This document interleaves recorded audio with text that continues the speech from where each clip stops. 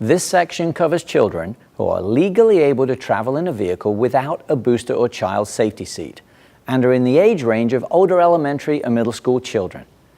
These children are using the same seat and seatbelt as an adult. They can also legally travel in the front or rear seat. The websites show the information for your state. It is the responsibility of all parents and adults to know the laws when it comes to children traveling in vehicles. Important note, parents, please remember, when you're driving with your children in the vehicle, they are watching you and they are learning. We know from research and watching the PSA's Wake Up and Truth that young children know exactly how adults drive. At least 75% of new drivers drive with the same distracted driving behaviors they've learned from watching their parents drive as they grew up. My personal opinion, this driving devolution process going on our roads can certainly be changed for the better by young people. Well, Daddy sometimes holds the phone like this and drives at the same time and also talks, and I don't like when he does that, so I keep on telling him both hands on the wheel. The 9-year-old girl in the PSA was trying to tell her father not to drive distracted. When I saw this piece of unscripted reality, a light bulb went off in my head. We need to put mobility curriculums into elementary and middle schools. Introducing simple mobility knowledge and information to grades 4 through 8 children will empower many young children with the keys to help reverse the driving devolution process. The information in this section will explain much of the information and knowledge found in my mobility curriculum. My hope is that schools, PTA groups, police, local interested insurance companies, and concerned parents will see this information and move the process forward. I call it a mobility curriculum because there are big changes in mobility for children aged 8 through 14. They have bigger and potentially faster bicycles, skateboards, rollerblades, wheelchairs, and more. In fact, they have a much greater street presence in general. Younger and younger children are being introduced to smartphones and portable music devices. It therefore makes all the sense in the world for us to talk about separating driving and mobility from electronic devices at this time. If your child is learning to ride bigger and faster bicycles or riding around on the skateboard, etc., make sure you're engaged and have an idea of their skill level, safety level, and where they're going. Also, make sure they're covered for safety equipment. We are talking helmets, elbow pads, knee pads, protective footwear, and more. Safety equipment can save their skin, stop broken bones, and on occasion save their lives. Here's a reality check.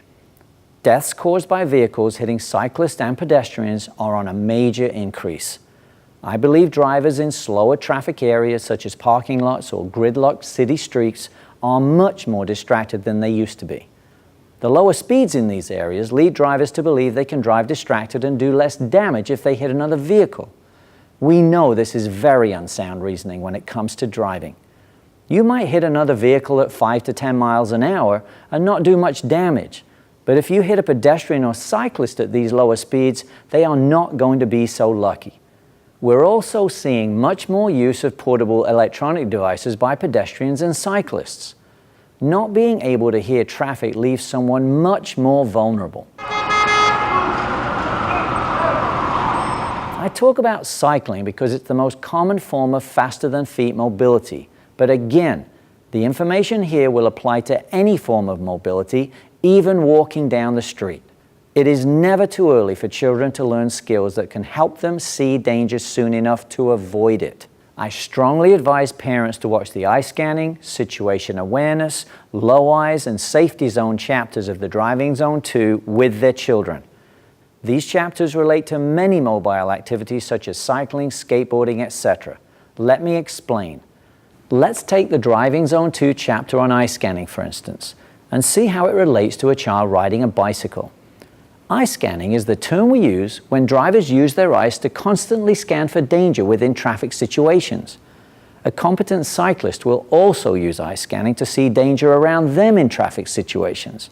And this is the point. Simply show your children the eye scanning chapter in Driving Zone 2 and tell them this is the same technique and awareness that they should use at all times while riding their bicycle.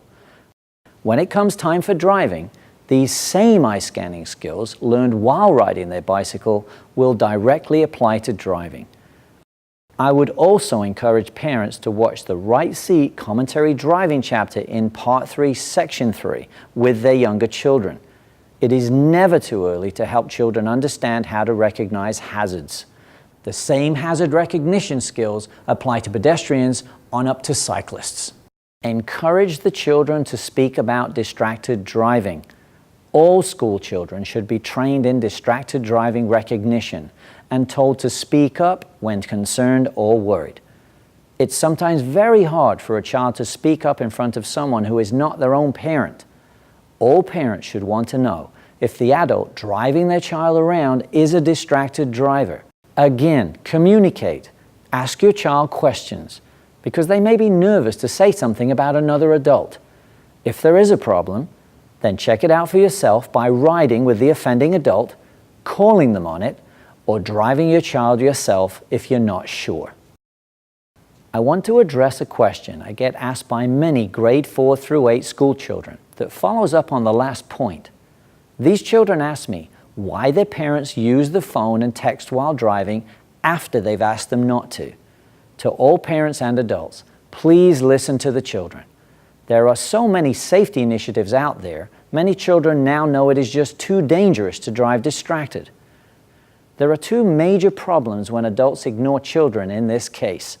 One, the obvious immediate distracted driving danger, and two, these children are learning dangerous distracted driving skills from their own parents.